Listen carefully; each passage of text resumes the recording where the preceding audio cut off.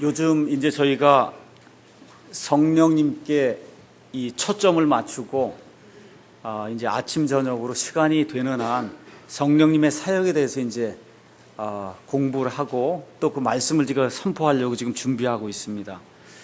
이제 이렇게 하다 보니까 일반 교회에서는 성령 충만, 뭐 성령 세례 그러면 일단은 무슨 뭐 방언을 받았냐, 귀신을 내쫓냐, 그 다음에 병을 고치냐 이런 쪽으로 이제 자꾸 생각을 하기 때문에 그래서 오늘은 이 방언에 대해서 성경이 뭐라고 이야기하고 있는지 성경 공부 하는 그런 방식으로 한번 말씀을 통해서 살펴보도록 하겠습니다.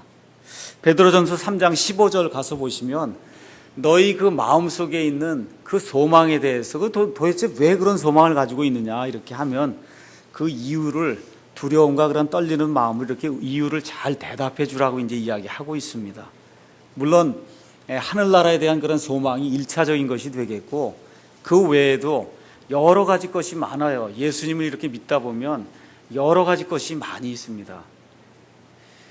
제가 요새 이제 인터넷도 운영하고 그 다음에 이제 전화도 받고 뭐 이렇게 하다 보니까 여러 종류의 그런 사람들이 들어와서 여러 종류의 이제 질문을 하는데 그걸 한마디로 요약을 하면 누구나 다 자기가 믿고 싶어 하는 하나님을 따르려고 그래요.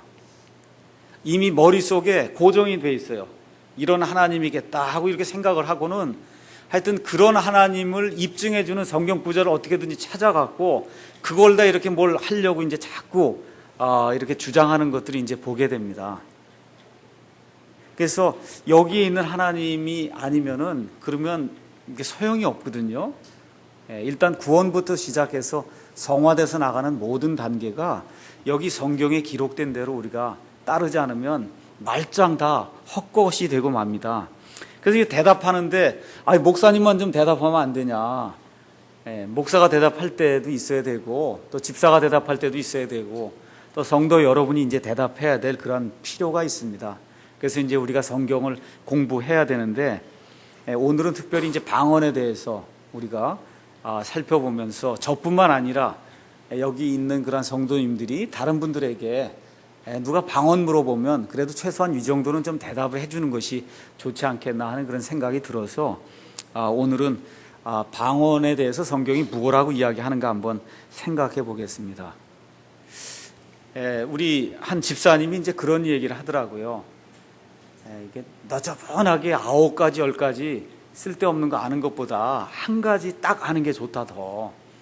이게 개수는 적어도 여러 가지 필요 없는 것들 다 알아봐야 소용이 없거든요. 그러니까 제가 여러분에게 방언에 대한 이런 견해 저런 견해 뭐 이게 있습니다. A, B, C, D, E, F 해서 여러 견해를 전해줘봐야 아무 소용이 없어요. 하나만 딱 전해주면 돼요. 하나. 그래서 제가 성경을 읽고 그 다음에 이 하나님의 영이 건전하게 우리 가운데 일하실 때 하나님의 말씀을 통해서 우리에게 어떻게 보여주시는가 성경 말씀을 통해서 제가 여러분에게 말씀드리겠습니다. 견해는 하나가 있는 거예요. 하나님의 견해 외에는 없어요. 나머지는 다 사람의 견해입니다. 그래서 사도행전 가서 보니까 베레아 사람들 이야기 아시죠? 사도 바울이 가서 열심히 말씀을 선포했더니 이 베레아 사람들은 그 말이 정말 성경 기록에 있는가 없는가를 자세히 살펴봤다 그랬어요. 그랬더니 성경 말씀이 그런 사람들을 고귀한 사람들이다. 신사가 아니고 더 고귀한 사람들이다. 그렇게 이제 성경이 기록을 하고 있습니다. 이제 성령에 대해서 이야기하면은 요새 이제 가장 많이 나오는 게 오순절 은사 운동입니다. 오순절주의. 1903년부터 이렇게 공식적으로 이제 시작이 됐다. 이제 그렇게 이야기를 하는데, 지금 통계를 가서 보니까, 미국의 그 그리스도인들의 대략적으로 한 20 내지 30% 정도가 오순절 은사주의에 빠져 있다. 이런 통계가 이제 있고, 한국은 제가 뭐 통계를 내보지 않았지만 한 50% 정도는 이렇게 드러내놓고 오순절 어떤 순복음주의를 이렇게 따라서 하지 않는가 이렇게 생각이 되고, 드럼치고 뭐 이렇게 해서 뭐 깊이는 안 들어갔어도 하여튼 하는 걸 보면 거의 99%가 지금 그 오순절 은사주의, 뭐 쉽게 얘기하면 순복음주의의 어떤 그런 기복신앙, 또 거의 무당 수준에 가까운 이와 같은 어떤 영적인 일들을 한다고 하는데 그런 수준으로 이제 빠져 있는 것을 이제 우리가 살펴볼 수가 있습니다.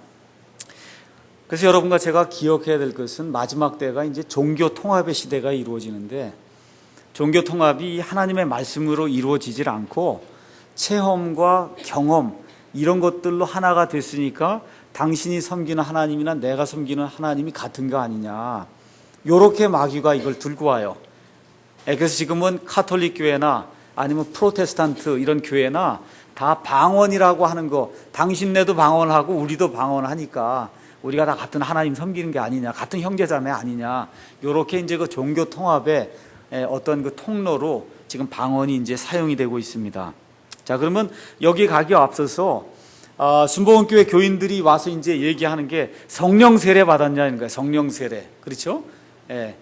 뭐 세례는 없으니까 일단 성령 침례인데 어쨌든 성령 세례 받았냐 그러면 그걸 어떻게 하냐, 방언하냐 안 하냐, 이제 그걸 다 이제 구분이 되는 거거든요. 그래서 일단은 간단하게 성령 침례에 대해서 제가 오늘 잠깐 말씀을 드리고, 방언이 성령 침례에 그와 같은 어떤 증거가 되지 못한다 이제 말씀을 드리겠습니다. 고린도전서 12장 가서 한번 살펴보겠습니다. 고린도전서 12장 13절 가서 보시면은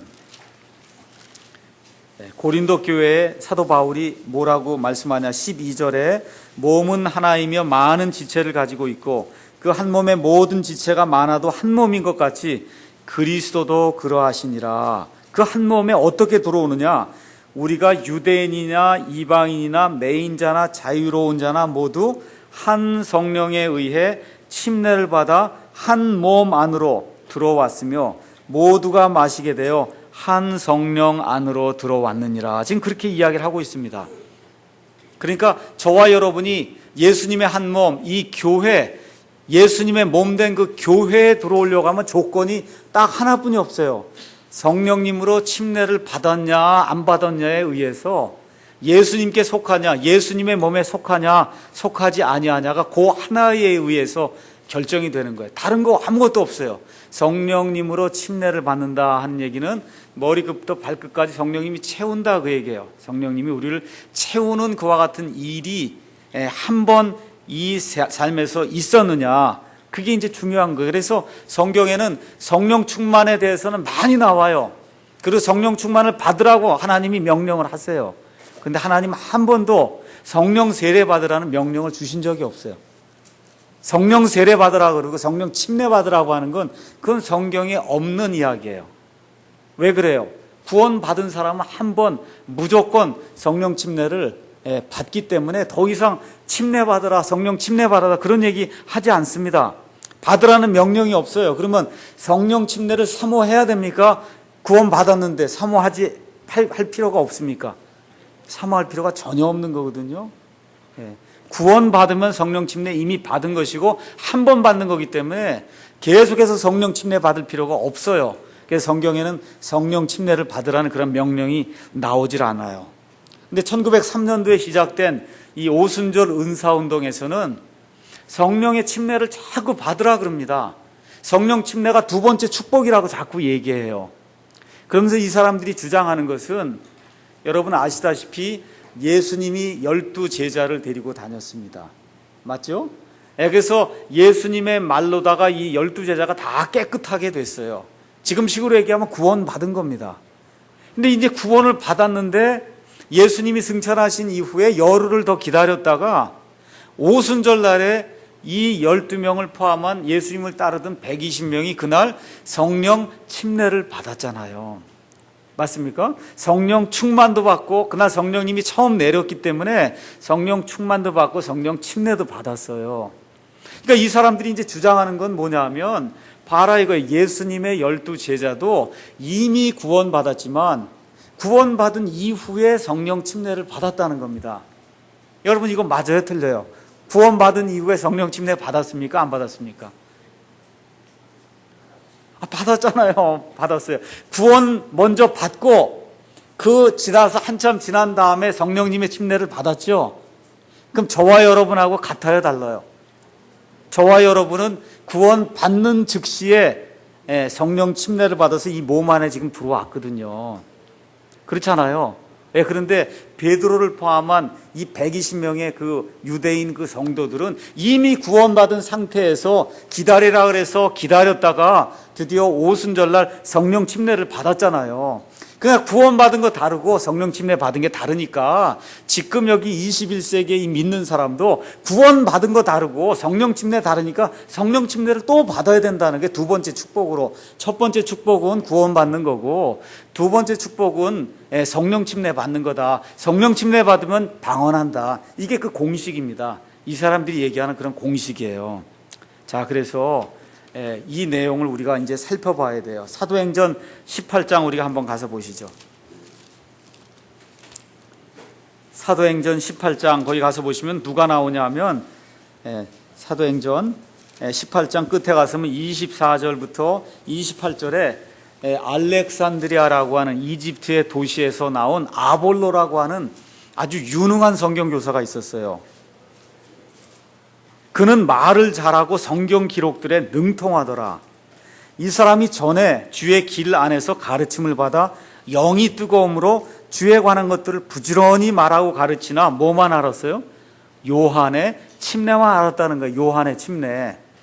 그러니까 그가 배당에서 담대히 말하기 시작하니까 아굴라와 브리스길라라고 하는 이 부부가 이 사람을 데려다가 그에게 하나님의 길을 더욱 완전하게 설명을 해줬어요. 아볼로라고 하는 사람이 있었는데 하나님의 길을 완전히, 이 사람 뭐만 알았다고요? 요한의 침례만 알았어요. 그러니까 무슨 얘기냐? 유대인이다, 그런 얘기입니다. 유대인. 그 밑에 19장 가서 보니까 또 아볼로가 고린도에 있는 동안 바울이 윗지방들을 두루다니고 에베소에 이르러 어떤 제자들을 만나 그들에게 이르되 너희가 믿은 이래로, 믿은 이후로 성령님을 받은 적이 있냐 하니 그들이 그에게 이르되 우리는 성령님이 계신다는 말도 들은 적이 없다. 믿긴 믿었는데 성령님이 계신다는 것도 들어본 적이 없다는 거예요. 그랬더니 바울이 그들에게 이르되 그러면 너희가 무슨 침례를 받았냐 하니 그들이 이르되 요한의 침례라. 이게 이 아볼로도 그렇고 지금 여기 지금 나와 있는 이 사람들도 그렇고 요한의 침례만 안다는 거예요. 여러분, 침례자 요한의 사역은 누구를 대상으로 한 사역이에요? 누구를 대상으로 한 사역이에요? 유대인들을 대상으로, 요한복음 1장에 가서 보면 이스라엘에게 예수님을 드러내기 위해서, 그래서 침례자 요한이 구약시대의 맨 마지막 대언자로 이 땅에 와서 이스라엘 백성의, 교회와 상관없어요. 침례자 요한이 교회의 시작이라 그러고 그렇게 하면 큰일 납니다. 성경에 그런 얘기 없어요. 이스라엘에게 예수님이 메시아가 되신다는 그 사실을 선포하기 위해서, 그래서 하나님의 말씀을 선포하고 믿은 사람에게 침례를 줬단 말이에요. 그러면 요한의 침례를 받은 사람은 100% 누굴까요? 누굴까요? 유대인이에요. 100% 유대인. 그렇죠? 자, 그러면 여기 있는 거를 여러분이 논리적으로 가만히 가서 살펴보세요. 베드로와 120명은 이미 예수님 때 구원 받았어요. 맞죠? 자, 그럼 여기 아볼로 이미 구원 받은 사람입니까? 아닙니까? 구원 받았어요. 영이 뜨겁고 성경 기록들에 능하고 하나님의 말씀을 잘 가르치고, 근데 뭘 몰랐다는 거예요? 십자가 사건 그 이유를 아직 모르는 거예요. 그 다음에 지금 여기 나와 있는 이 제자들, 요한의 침례를 알고, 요한의 침례는 누가 받았어요? 예수님이 메시아라고 하는 그런 사실을 인정하는 그런 사람들이 구약시대에 받았거든요. 그래서 구원 받았어요. 지금식으로 얘기하면 구원 받았어요. 근데 뭘 지금 모르고 있느냐 하면 예수님이 가신 이후에 성령님이 이 땅에 오셔서 성령 충만 주셔서 권능 있게 나가서 말씀을 선포한다고 하는 이 내용을 모르는 거예요. 그러니까 잘 들어보세요. 예수님이 BC 4년경에 오셨어요. 예수님이 AD 30년경에 이제 올라가셨습니다. 그럼 예수님 승천하시기 전에 구원받은 유대인들이 많이 있겠죠? 맞습니까? 많이 있어요. 구원받은 사람들이 예수님 당시에도 있고, 유대인들 가운데 구원받은 사람이 있어요. 어떤 식으로 구원받았냐? 아브라함과 다윗과 같은 식으로, 구약식으로 구원을 받은 사람들이 많이 있었습니다. 그래서 요한의 침례까지 받았어요. 그렇죠? 근데 지금 뭐를 몰라요? 성령님이 오셨다고 하는 그 사실, 예수님이 가시고 나면 성령님이 위로자로 진리의 영으로 오셔서 모든 것들을 가르쳐 주시고 권능을 주셔서 우리가 성화된 그런 삶을 살고 말씀을 선포할 수 있는 그런 길에 들어설 수 있다는 그 사실을 모르는 그런 사람들이 있었어요. 그러니까 어떻게 돼? 이 사람들은 다시 성령님의 충만과 성령님의 침례를 받은 거예요. 그래서 어떻게 됐어요? 교회 안으로 들어오게 됐거든요. 구원은 이미 받은 사람들이에요. 구원은 받은 사람들. 그러니까 이 예를 가지고 120명, 그 다음에 지금 아볼로, 그 다음에 여기 19장에 나와 있는 몇 제자들, 이런 예를 가지고 구원 받은 다음에 또 성령 침례를 받아야 된다 하고 성령 침례가 두 번째 축복이라고 이야기하면 그건 맞지 않는다 그 얘기예요. 그건 왜 안 맞아요? 그건 변천기 과도기 때만 맞는 거예요. 변천기 과도기 때만 그 이야기가 성립이 되지, 그로부터 복음이 선포가 돼서 예수 그리스도의 그 신약 성경의 그 복음이 이방인들에게 편만하게 선포가 된 이후에는 어떻게 돼요? 구원받는 그 순간에 성령 침례가 이루어지기 때문에 더 이상 성령 침례를 또 받을 필요가 없는 겁니다. 그래서 이 내용을 여러분과 제가 분명하게 이해를 하고, 그래서 성령 침례 또 받을 필요 없다. 이미 구원받을 때 성령님의 침례를 받아서 예수님의 몸 안에 들어온 거다. 이 내용을 꼭 기억을 하시기 바랍니다. 자, 그러면 이제 은사주의자들이 와서 뭐라고 얘기하냐면 그걸 이제 구분을 안 하니까, 그렇죠? 여러분, 이 사도행전이 28장까지 기록이 되어 있는데 28장 중에 구원받은 그 역사 가서 보세요. 몇 군데, 지금 제가 말씀드린 이런 몇 군데를 빼고는 몽땅 다 어떻게 해요? 이 이디오피아 내시도 구원받는 순간에 성령 침례 받는 거예요. 사도행전 16장에 루디아라고 한 여인이 나오는데 그 여인도 구원받는 순간에 성령 침례 받은 거예요. 사도 바울이 가서 몽땅 하나님의 복음을 선포할 때 그 모든 사람들이 구원받은 순간에 성령 침례 받았어요. 그러니까 제가 말씀드리려고 하는 것은 사도행전 중에서 자기에게 필요한 어떤 한 구절이나 두 구절을 따갖고 특별히 변천기에 있는 그러한 사람들에게 해당이 되는 어떤 구절을 따갖고 그거를 지금 이 시대에 이렇게 적용하려고 하면 그거는 넌센스다. 시대가 변했다 그 얘기입니다. 시대가 변했어요. 지금 아주 하나님의 복음이 충만하게, 편만하게, 완전하게 지금 우리에게 선포가 돼서 이 하나님의 말씀이 있기 때문에, 그래서 계시가 완성되기 전에 있는 그와 같은 것들을 가지고 우리의 교리를 삼으면 그러면 안 되는 시대가 우리에게 열렸다. 자, 그럼 은사주의자들이 이제 와서 하는 얘기가 뭐냐 하면 성령 세례 받으라는 거예요. 성령 세례 증거가 뭐냐? 그럼 방언이라는 겁니다. 그렇죠? 자, 그러면 성경에 나오는 방언은 그 사람들이 얘기하는 쌀라쌀라하고 얘기하는 이와 같은 그 헛된 이 목소리 내는 거, 헛된 소리 내는 거, 그거하고 성경이 얘기하는 방언하고는 완전히 내용이 다릅니다. 자, 여러분께서 일단 기억하셔야 될 거는 고린도전서 지금 우리 금방 읽었는데 고린도전서 12장 거기에 28절부터 30절까지 쭉 이렇게 이제 나옵니다. 거기에 28절 제가 읽어볼게요. 하나님께서 교회 안에 며칠 세우셨는데 첫째는 하고 이제 제일 중요한 순서부터 나오는 거예요. 첫째는 사도요, 그렇죠? 둘째는 대언자, 셋째는 교사, 그 다음은 기적 행하는 사람, 그 다음은 병 고치는 선물, 돕는 자, 다스리는 것, 여러 가지 타 언어. 그러니까 교회 안에서 그 당시에 은사가 여러 개 있었는데 그 은사 중에서 제일 못한 은사가 무슨 은사예요? 방언이에요. 그 다음에 또 가서 읽어봅시다. 모두 사도이겠느냐? 대답이 뭡니까? 모두 사도예요? 아니에요. 모두 대언자입니까? 아니죠. 모두 교사입니까? 아니죠. 모두 기적을 행하는 자겠느냐? 아니죠. 그 다음에 모두 병 고치는 선물들을 가지겠느냐? 아니죠. 모두 방언으로 말하겠느냐? 아니죠. 아니에요. 여기 나와 있는 답에 예스 하면 큰일 나요. 아니에요. 다 아니다입니다. 다 아니다. 그러니까 하나님께서 원하시는 대로 성령님께서 필요한 대로 각 사람에게 이런 은사들을 나누어 주는 거다.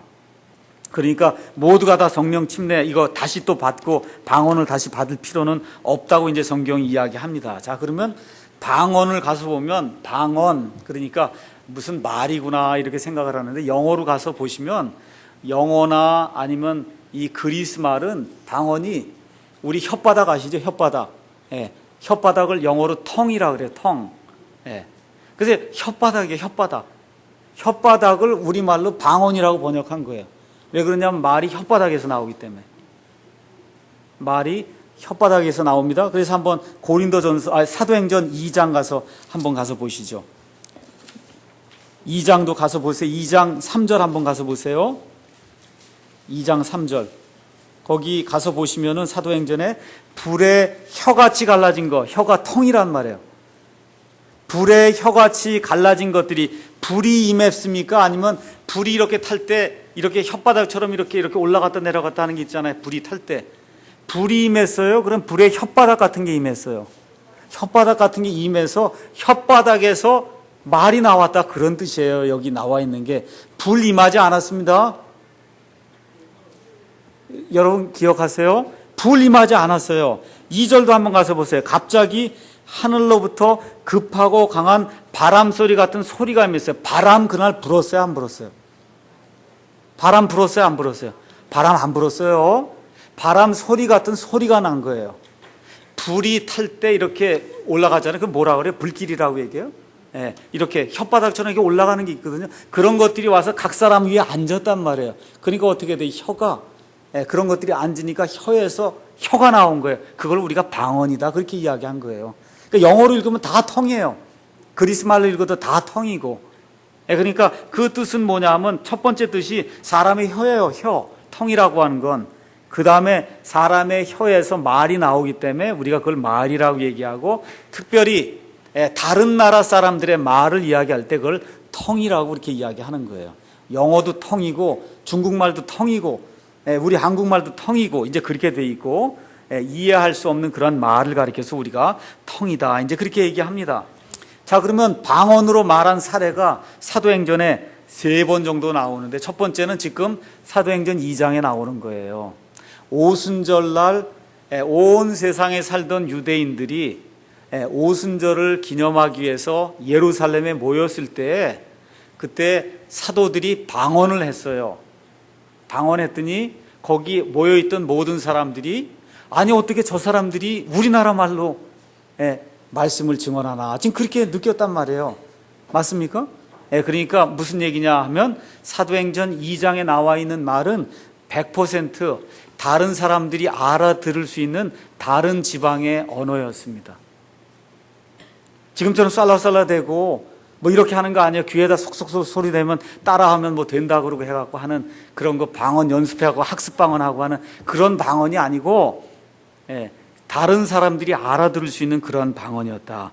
두 번째 어디에 나오냐 하면 사도행전 10장에 고넬료 사건이 나옵니다. 사도행전 10장 고넬료 사건 때 여기 가서 보면은 10장에 44절에서 48절에 가서 보시면은 그러면 여기에 이제 타 언어들로 46절에 가서 보시면은 이방인들이 말하는 그러한 그 대목이 나옵니다. 그래서 고넬료 사건 때 성령 충만하고 성령 침례가 이루어질 때 이방인들도 방언했어요. 근데 지금 여기 외국말이다 아니다 지금 알질 못하거든요. 그렇죠. 여기에는 그 내용이 없어요. 그런데 그 다음 장에 나와요. 그 다음 장에 사도행전 11장 15절에서 17절 가서 보시면 사도 베드로가 이방인들에게 가서 하나님의 말씀을 선포했다고 유대인들이 화가 났어요.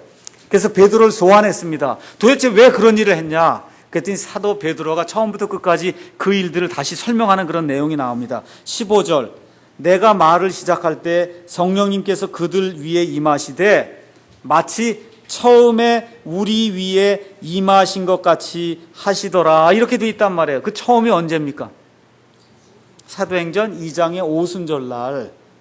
그러니까 오순절날 유대인들이 방언했죠. 외국말 했죠. 그 외국말 했던 것과 똑같이 여기 이방인들도 똑같이 그런 방언을 하더라. 그래서 17절에 그런즉 하나님께서 주 예수 그리스도를 믿은 우리에게 주신 것과 같은 선물을 줬다는 거예요. 무슨 선물 줬어요? 오순절날 유대인들에게 다른 나라 말하는 선물 줬죠. 맞죠? 근데 그게 고넬료에게 임한 선물도 같은 선물이라는 거예요. 그러니까 뭘 했다는 거예요? 고넬료와 거기 모여있던 사람도 알아들을 수 있는 외국말을 했다 그 얘기입니다. 세 번째가 어디가 나오냐 하면 아까 봤던 사도행전 19장에 요한의 침례뿐이 모릅니다 하고 몇 제자들이 이제 이야기하니까 바울이 4절에 가서 참으로 요한이 회개의 침례로 침례를 주며 백성에게 말하여 그들이 자기 뒤에 오실 분 곧 그리스도 예수님을 믿어야 한다고 말하였느니라. 이렇게 해갖고 주 예수님의 이름으로 침례를 줬단 말입니다. 이렇게 한 다음에 6절 바울이 그들에게 안수하며 성령님께서 그들 위에 임하심으로 그들이 타 언어들로 말하고 대언했다. 이렇게 기록이 되어 있어요. 자, 그럼 여기 있는 사람들 이방인입니까? 유대인입니까? 누구예요? 유대인들이에요. 요한의 침례만 아는 사람들이니까. 그래서 유대인들에게 사도행전 2장에 그런 이 방언의 표적, 외국어의 표적을 또 주셨던 것처럼 여기도 똑같아요. 그 유대인들에게 그런 표적을 하나님이 주셨다는 겁니다. 그래서 사도행전에 나오는 방언은 이게 끝이에요.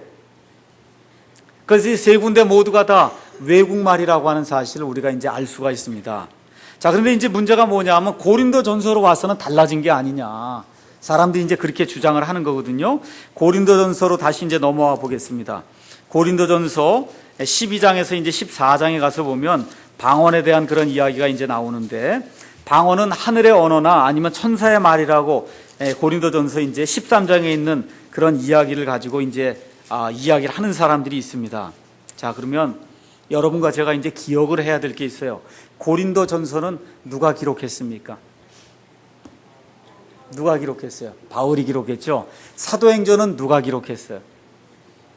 사도행전은 누가 기록했어요? 누가가 기록해서 누가라고 물은 거예요, 제가. 누가가 기록을 했거든요. 자, 그러면 보세요.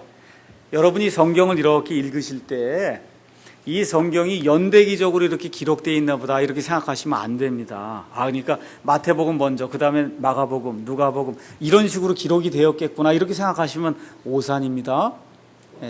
자, 그러면 제가 하나 물어볼게요.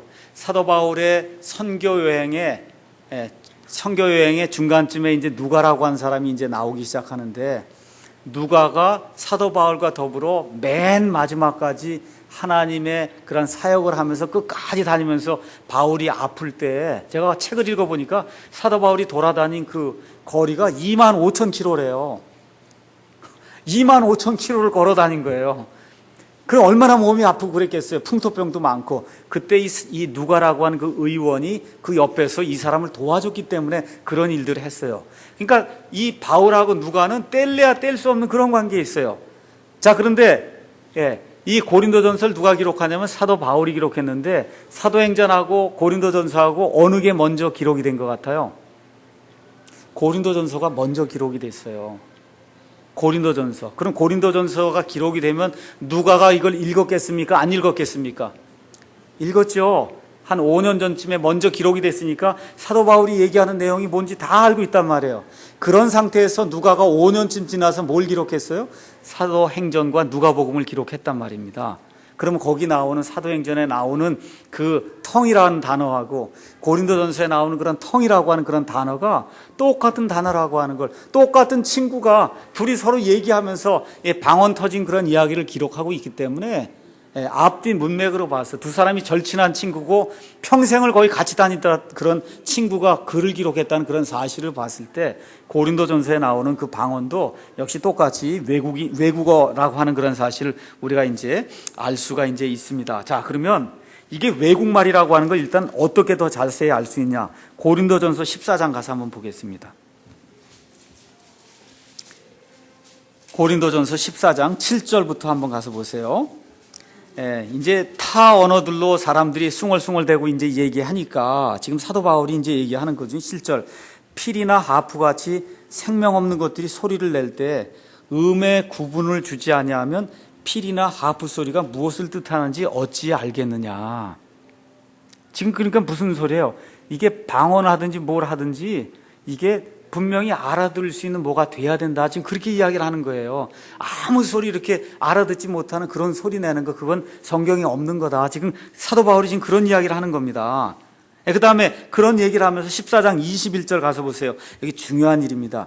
율법에 기록된 바, 율법에 뭐라고 기록되어 있냐면 내가 다른 언어들과 다른 입술들을 가진 사람들 써서 이 백성에게 말하리라. 이 백성은 유대인입니다.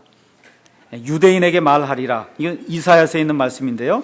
그러나 그 모든 것에도 불구하고 그들이 내 말을 듣지 아니하리라. 그러니까 그러면서 그 다음 절에 그러므로 타 언어들은, 방언은 믿는 자들 위한 표적이 아니요 믿지 않는 자들 위한 표적이로되, 특별히 어떤 사람들이요? 유대인들 가운데 믿지 않는 사람들, 그 얘기를 하는 거예요. 그러면서 유대인들 중에 믿지 않는 사람들에게 방언의 표적을 주는데, 그 방언은 뭐라, 다른 언어와 다른 입술들을 가진 사람들이 쓰는 그런 말이라는 거예요. 그 21절에. 그러니까 미국말, 중국말, 스페인말, 그렇죠. 독일말, 네덜란드말, 이런 말, 이런 얘기를 하는 거지, 이렇게 아무 의미가 없는 이와 같은 그런 그 방언이라고 하는 그런 개념은, 그건 오순절 순복음교회에서 이렇게 이야기하는 그런 개념이 성경에는 그런 것이 없습니다. 자, 그래서 여기 가서 보시면 방언은 그럼 뭐냐 하면, 자신이 알지 못하는 인간의 언어를 학습 과정 없이 구사할 수 있는 초자연적인 능력을 방언이라 그럽니다. 그러면 제가 한번 물어볼게요. 하나님이 지금 이 시대에 방언을 우리에게 주실 수 있을까요, 없을까요? 있습니다. 있어요. 만일에 제가 정말 러시아에 어디 러시아말 하나도 모르는데 정말 어떤 이 사람 붙잡고 이렇게 얘기해야 될 그런 케이스가 있어서 사도행전에 나와 있는 것처럼 성령님이 하게 하는 대로 하나님이 그 일을 하실 수 있습니다. 있어요. 이건 초자연적인 방법으로 학습하지 않고 되는 그런 일이기 때문에, 그런 일이 있을 수 있음에도 불구하고 하나님의 말씀은 방언은 그친다 그래요. 그래서 그 내용을 우리가 한번 살펴보겠습니다. 그러니까 제가 그런 능력이 하나님이 없다고 얘기하지 않습니다. 여러분도 밖에 나가서 하나님 그런 거 못합니다 그러면 안 돼요. 하나님 이 시간에 그렇게 하실 수 있는데 안 하신다, 그런 얘기입니다. 그래서 킹제임스 성경은 고린도전서의 방언을 알지 못하는 언어, 타 언어라고 분명하게 unknown tongue이라고, 학습을 하지 않았으니까 내가 알지 못하는 그런 언어라고 그렇게 분명하게 이제 기록을 하고 있습니다. 근데 은사주의에서 하는 그런 방언은 지금까지 여러 사람이 녹음기를 가지고 다니면서 은사주의 하는 그런 사람들 방언하는 걸 다 녹음을 했단 말이에요. 이게 도대체 무슨 말인가? 그 녹음한 말 중에 정말 다른 나라 말로 분명히 사람들이 알아들을 수 있는 그런 말은 하나도 없었습니다.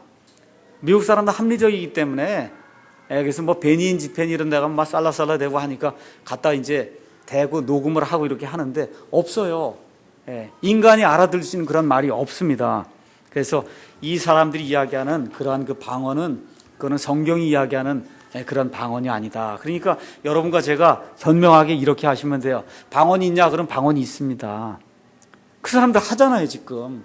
그렇잖아요. 근데 성경의 방언은 아닙니다. 그렇게 이야기하시면 돼요. 방언이 없다 그러면 자꾸 우리를 이상한 사람으로, 성경 안 믿는 사람으로 자꾸 이야기하니까, 하나님이 방언의 은사 주실 수 있냐? 있습니다. 있어요. 하나님 능력이 있기 때문에. 근데 안 하세요.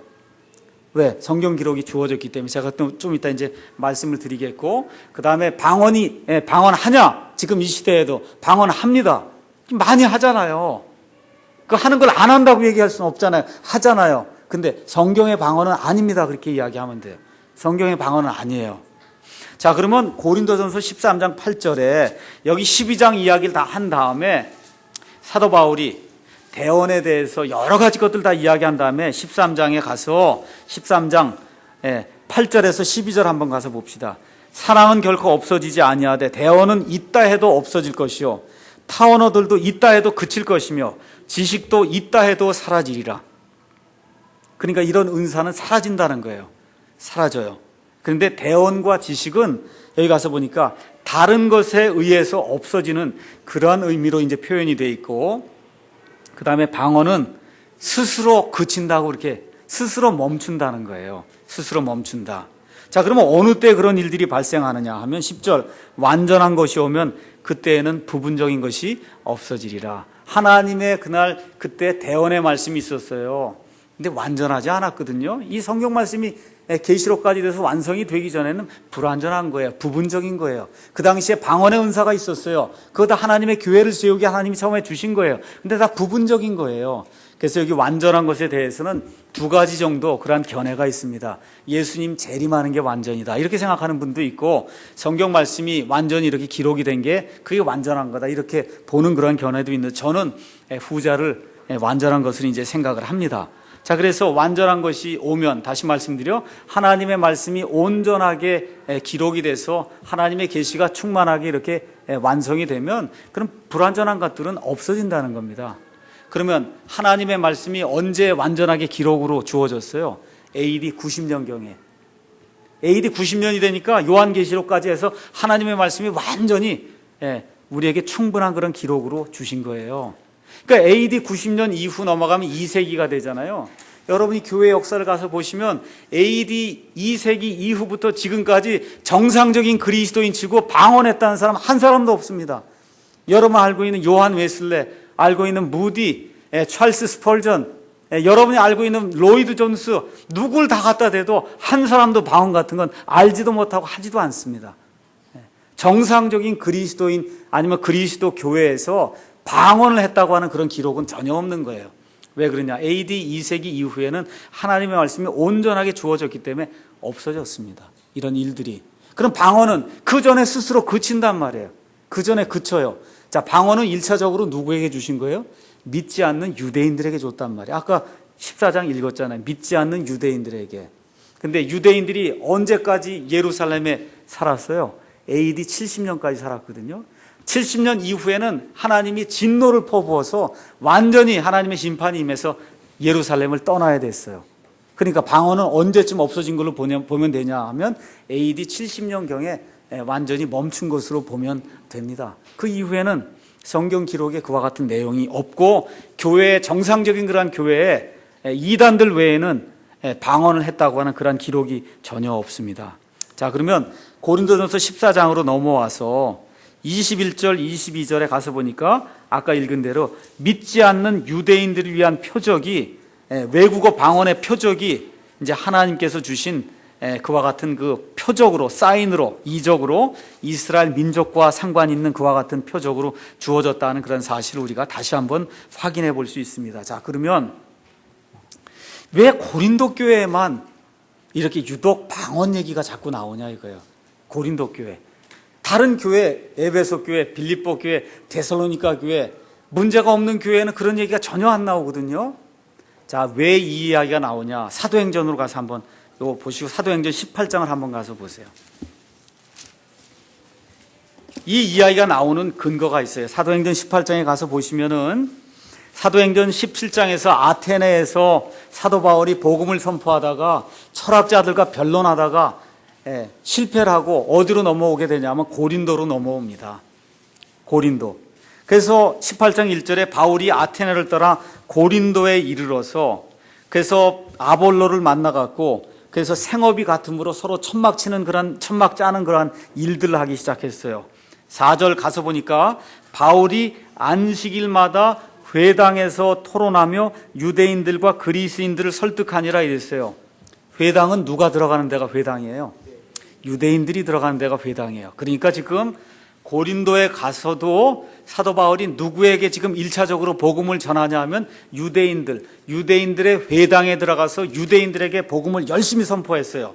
5절 가서 보니까 여기 지방이 이제 마케도니아에서 또 누가 오냐 하면은 실라와 디모데가 또 합류를 했어요. 그래서 지금 고린도에 성령의 불길이 그냥 막 넘쳐갖고 사람들이 이제 구원받기 시작하는 거예요. 그래서 5절 가서 보니까 바울이 영 안에서 눌려 유대인들에게 예수님이 그리스도다 하고 이제 선포를 했더니 6절에 그들이 스스로 반대를 하고 신성모독을 하니까 바울이 옷을 털며 그들에게 이르되 너희 피가 너희 머리로 돌아갈 것이요 나는 깨끗하니 나는 이방인들에게 가겠다 해서 이제 유대인들 사역을 그만두고 누구에게로 향하냐면 이방인들에게로 간단 말이에요. 근데 거기 재미있는 구절이 있어요. 7절. 그가 거기를 떠나 하나님께 경배하던 유스도라고 하는 사람의 어떤 집으로 들어갔는데 그의 집은 어디 붙었다 그래요? 회당에도 어떻게 붙었다 그래요? 바싹 붙었다니까 회당 옆집이었다 그거예요. 거기 예수님을 아는 여기 유스도라고 하는 그런 사람이 있었는데 이 사람의 집이 회당 옆집이었다는 거예요. 회당 옆집. 그래서 거기서 열심히 예수님을 선포하니까 유대인들이 받겠어요? 안 받겠어요? 계속 볼 거 아니에요. 여기 올 때마다 예수님을 선포하고 그러니 바로 옆에 지금 붙어 있는 거예요. 교회하고 회당이. 그러다가 어떤 일이 발생했냐. 8절. 회당의 우두머리 치리자 그리스보가 자기의 온 집과 함께 주를 믿으며 많은 고린도 사람들도 듣고 믿어 침례를 받으라. 이게 엄청난 일이 발생한 거예요. 쉽게 얘기하면 교회 목사가 바뀐 거예요. 교회 목사가. 이 유대인 회당 관에 우두머리 치리자가 있었는데 이름이 그리스보예요. 이 사람이 바로 옆집에 있는 교회를 나가기 시작한 거예요. 그러니 유대인들이 이게 어떻게 되겠어요? 큰일 난 거 아닙니까? 자기들의 우두머리 치리자가 이제 예수쟁이가 된 거예요. 어느 날 갑자기. 이렇게 되니까 이 사람들이 이거 안 되겠구나 해서 그 다음에 치리자를 하나 더 세웁니다.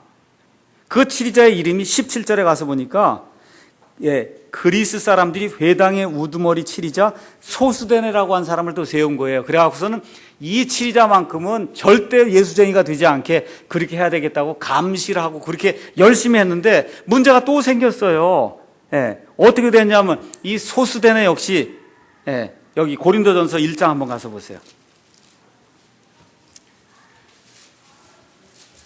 1장 1절. 하나님의 뜻을 따라 예수 그리스도의 사도로 부르심을 받은 바울과 우리 형제 누구요? 소스데네. 그러니까 두 번째 회당장도 교회 옆에 살다가 글쎄 또 예수님을 믿게 된 거예요. 그렇게 되니까 이 회당장 둘이 지금 예수님을 믿으니까 얼마나 많은 영향을 미쳤겠어요. 이 유대인들에게. 회당장 하면 믿음으로 따지면 그 고린도 지역에서는 제일 믿음이 좋다는 사람이 회당장을 했을 거 아닙니까? 회당장 지금 둘이 지금 예수 믿는 사람이 되다 보니까 어떻게 됐어요? 교회 안에 이 예수님을 믿으려고 하는 유대인들이 자연히 따라 들어오지 않게 회당장이 둘이는 지금 들어왔으니까 얼마나 많이 들어왔겠어요. 그렇잖아요. 그래서 지금 사도 바울이 고린도전서 14장을 이렇게 기록하면서 이 타원어라고 하는 거, 방언이라고 하는 게 1차적으로는 믿지 않는 유대인들 위해서 준 거다. 그렇죠? 믿지 않는 유대인들이 표적을 구하기 때문에 지금 그래서 여기 고린도 교회 안에서는 특별히 믿지 않는 유대인들 때문에 이 방언의 표적이 필요했던 거예요. 여기 나와 있는 이사야서에 있는 그 말씀을 성취하기 위해서 이와 같은 일들이 이제 필요했던 겁니다. 자, 그러면 고린도 교회 교인이 다 방언했습니까? 아까 고린도전서 12장 읽어보니까 아니에요. 방언하지 않았어요. 왜 방언하지 않았어요? 성령님께서 교회의 필요에 따라 각 사람의 그러한 그 분량에 따라서 하나님이 각각 나누어 주시는 거 한번 가서 읽어보겠습니다. 12절. 12절에 이제 가서 보시면은 18절 가서 보세요. 그러나 이제 하나님께서 친히 기뻐하신 대로 지체들을 곧 그것들 각각을 이제 모음 안에 두셨다. 이제 이렇게 말씀을 하시면서 27절에 이제 너희는 그리스도의 몸이요 개별적으로 지체니라 이런 일들 이야기하시면서 하나님께서 원하시는 대로 같은 여기 12장 예를 들어 여러분께서 보시면은 7절 가서 보시면 각 사람에게 성령의 나타나심을 주신 것은 그것으로 말미암아 누가 유익을 얻게 하려고 모두가 방언 받은 사람만이 유익이 아니라 대언하는 사람이 자기의 이익을 취하는 게 아니라 누가요? 교회에 모여있는 모두가 유익을 얻게 하기 위해서 하나님이 원하신 대로 성령님께서 그런 모든 일들을 분배해 주신 것이다. 자, 그래서 모든 고린도 사람들이 방언하지 않은 그런 이유는 방언이 하나님의 은사고 개별적으로 하나님이 원하신 대로 나눠주시는 거기 때문에 그래서 다 방언한 게 아닙니다. 자, 그러면 하나 제가 물어볼게요. 방언은 고린도 교회에도 한 사람이 있고 하지 않은 사람이 있어요. 그런데 고린도 교회 성도라면 모두가 다 체험한 게 하나가 있어요. 뭘까요? 그 성령 침례, 여기 12장에 똑같이 나오잖아요. 12장에 나오잖아요. 12장에 여러 은사도 나오는데 12장에 제일 먼저 나온 게 뭐예요? 성령 침례. 모두가 다 그 몸 안에 들어오려면 성령 침례를 체험해야 된다는 거예요. 방언은 다 안 해도 돼요. 대언 다 안 해도 돼요. 병 다 못 고쳐도 돼요. 근데 한 가지 반드시 해야 되는 게 있어요. 그건 성령님의 침례다. 그렇죠? 그래서 여러분 디모데전서 3장, 디도서 1장 이런 데 가서 보면 목사와 집사의 자격이 나와요. 목사와 집사의 자격에 방언하는 거 있습니까? 없습니까? 있어요? 없어요? 없어요. 그렇거든요. 그래서 방언 주장하는 목사들이 대부분이 방언 못합니다. 그러면 고린도전서 14장 39절 한번 가서 보세요. 14장 39절 가서 보시면 그러므로 형제들아 대언하는 것을 사모하고 타 언어들로 말하는 것을 막지 말라 그랬어요.